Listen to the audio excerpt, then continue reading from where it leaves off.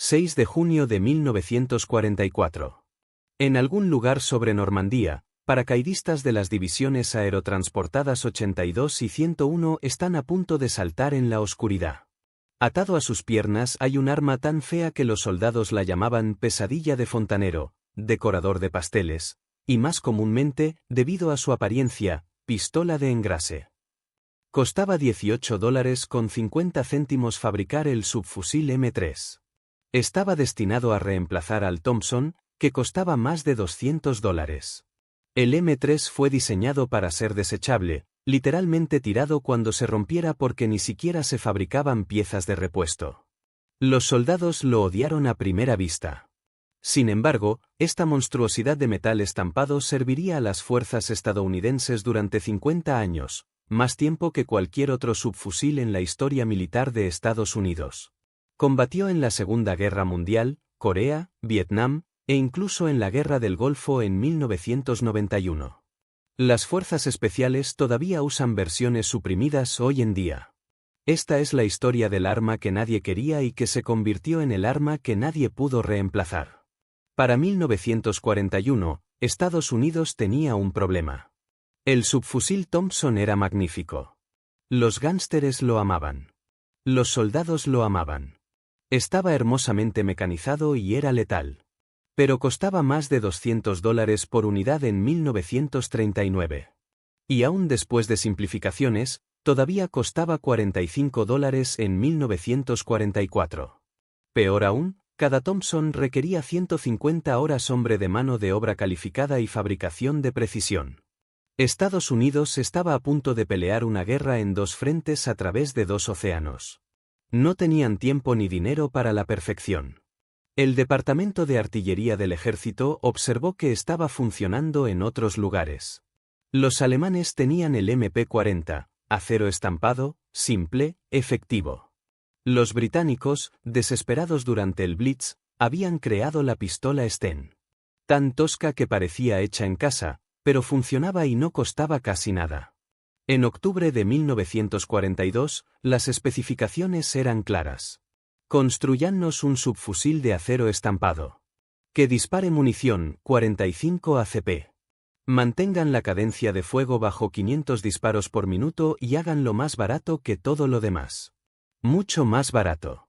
Aparecen George Ide, un diseñador de la división Inland de General Motors, y Frederick Sampson, ingeniero jefe de la división Guide Lamp de GM, una fábrica que normalmente fabricaba luces de apagón para camiones. Lo que crearon fue revolucionario en su simplicidad. Dos piezas de acero estampado soldadas formaban el receptor. El cañón, la cara del cerrojo y el mecanismo del gatillo eran las únicas partes mecanizadas. Todo lo demás era prensado, estampado o soldado. El arma completa tenía solo 23 piezas.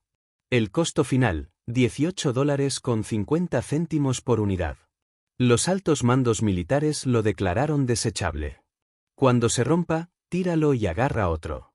La producción comenzó en mayo de 1943. El proceso de desarrollo desde el concepto hasta el prototipo, la adopción y la producción tomó solo 7 meses.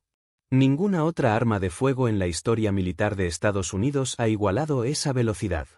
Para el final de la guerra, se habían fabricado más de 606,000 M3 y 15,000 M3A1 mejorados. El M3 hizo su debut en combate en el escenario más grande de la Segunda Guerra Mundial, el día D, 6 de junio de 1944. Los paracaidistas que saltaban sobre Normandía en la oscuridad previa al amanecer los llevaban. A diferencia del Thompson, el M3 no necesitaba ser desarmado antes de un salto. Podías atarlo a tu pierna, saltar en la noche, golpear el suelo y comenzar a pelear inmediatamente. Con solo 22.8 pulgadas con la culata colapsada, era perfecto para aviones y planeadores estrechos. Pero las reacciones iniciales fueron brutales. El soldado Don Berget de la 101 aerotransportada lo llamó pedazo de basura. Muchos soldados de la 82 se negaron a entregar sus Thompsons, viendo la pistola de engrase como un insulto a su estatus de élite. El soldado de Everard de la 42ª División de Infantería, quien entrenó con el M3 en Camp Gruber, Oklahoma, dijo que él y sus compañeros infanteristas lo tenían en leve desprecio, considerándolo una imitación barata del MP-40 alemán. ¿Por qué el odio? Los primeros modelos tenían problemas serios. La manija de amartillado montada lateralmente, una pieza delicada de lámina de metal, se rompía si el arma caía sobre su lado derecho.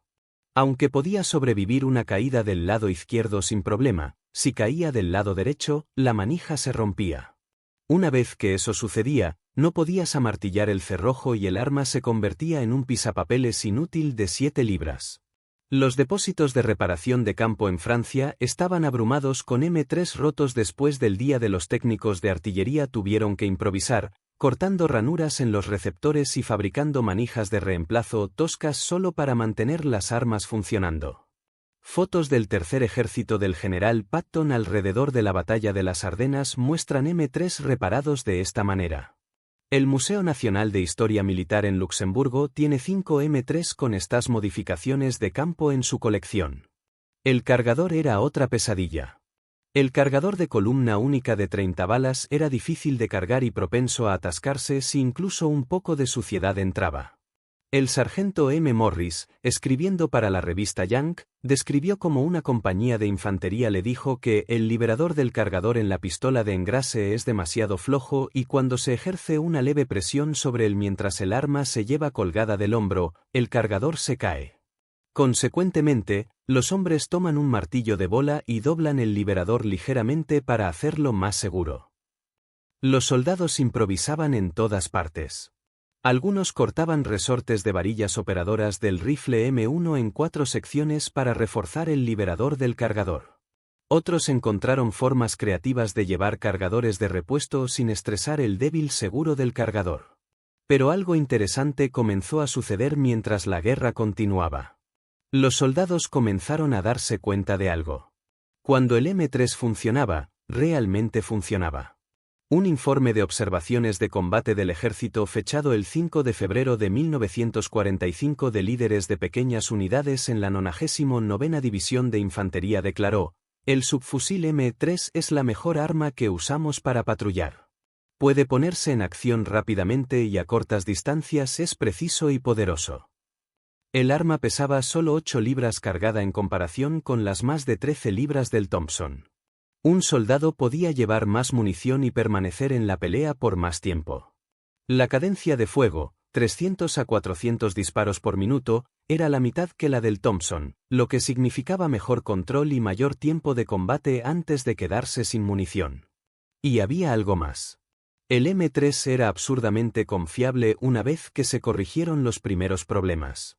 Un soldado citado en Warfare History Network lo resumió perfectamente. Odiaba esa arma cuando me la dieron.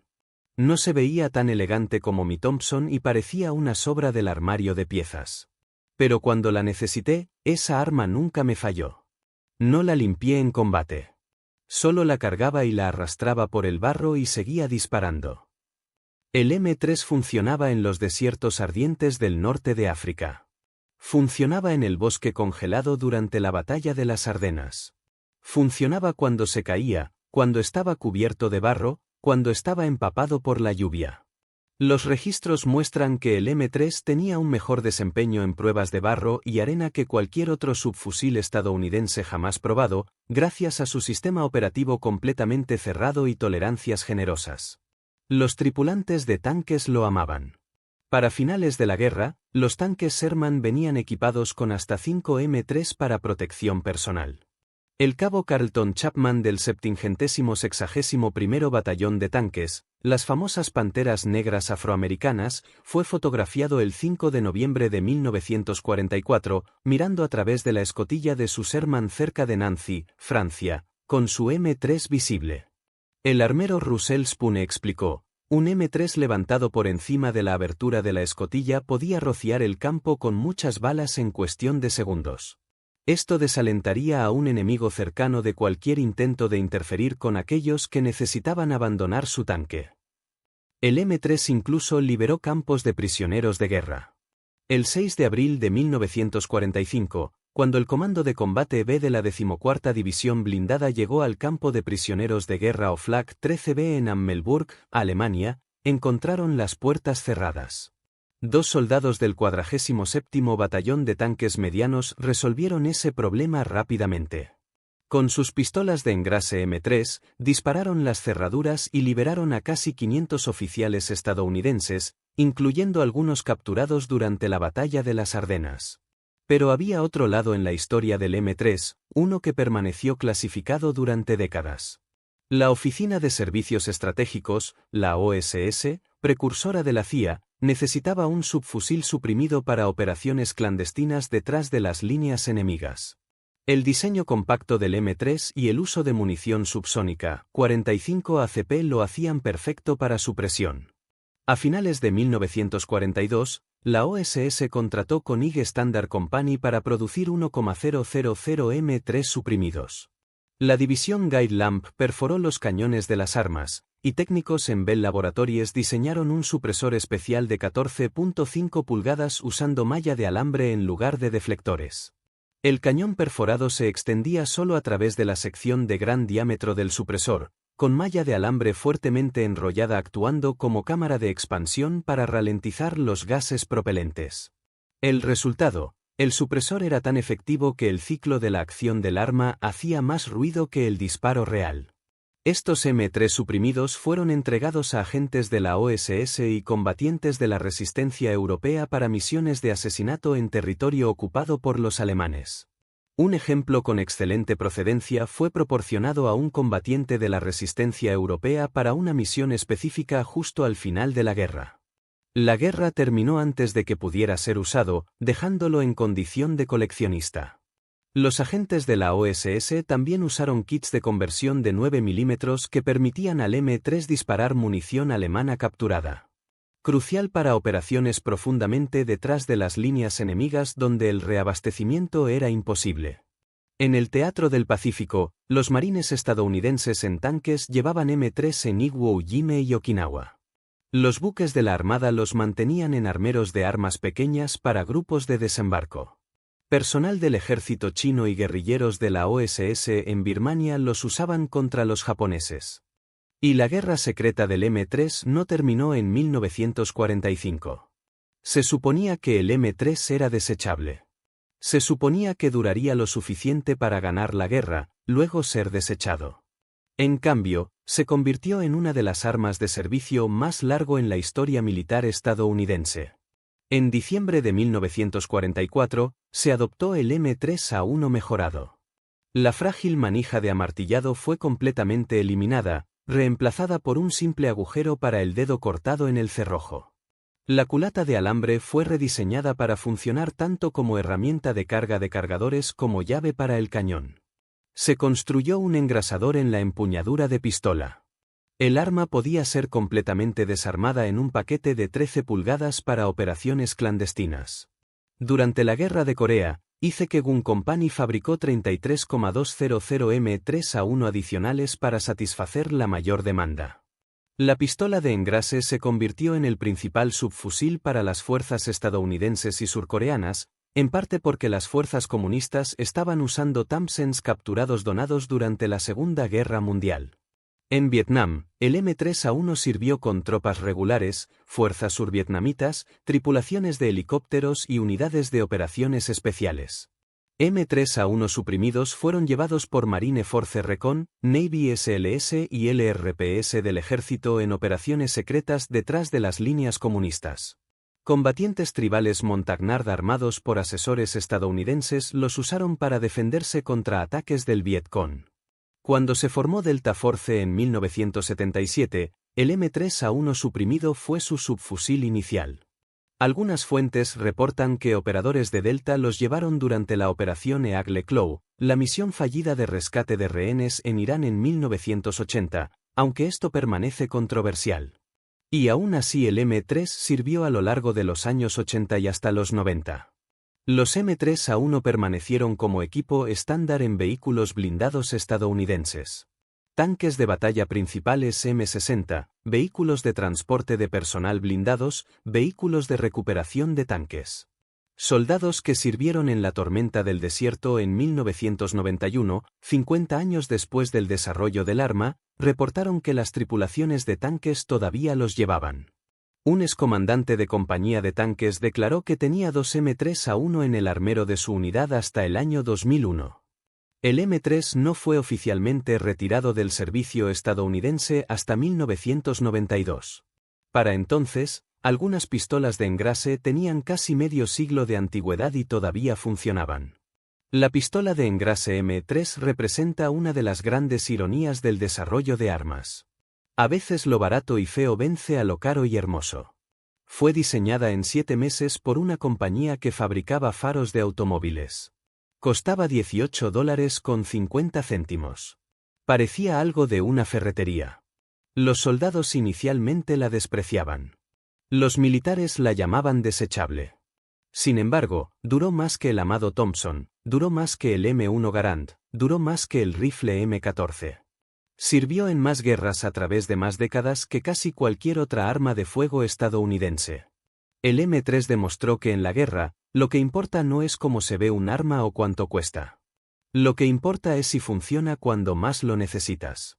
Y durante 50 años, a través de junglas y desiertos, bosques congelados y tanques sofocantes, desde Normandía hasta el Golfo Pérsico, la pequeña y fea pistola de engrase hizo exactamente eso. George Ide y Frederick Sampson, los diseñadores que crearon el subfusil más barato de Estados Unidos, construyeron algo que se volvió invaluable.